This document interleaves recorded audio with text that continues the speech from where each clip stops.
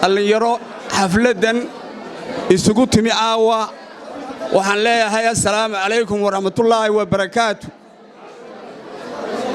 salaan kadib waxaan leeyahay maanta halkan musharax Ahmed Naasir Xuseen Cigaal oo xafladiisa maanta ay isugu nimi waxaan leeyahay isagana allaha kugu guuleeyo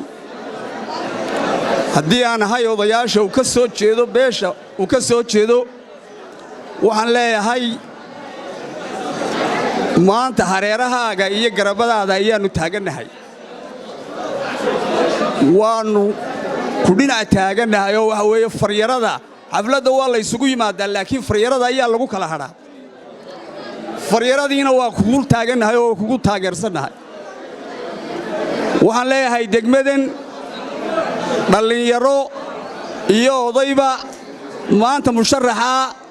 dada yar ee hankiisu siiyey inuu isu taago maanta inaynu innaguna dee iska giijinno faryarada ku hubsanno baan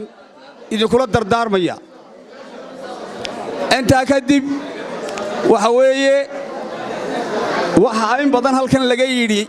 hadalka ha la soo koobo laakiin waxaan isla haddaad jaanis u heshay dee caawa ku raaxayso dhinac walba waxaan leeyahay dee raalliha layga ahaado maadaama dadku badan yahay wixii aan uurka ku haystay hadday gabaye yihiin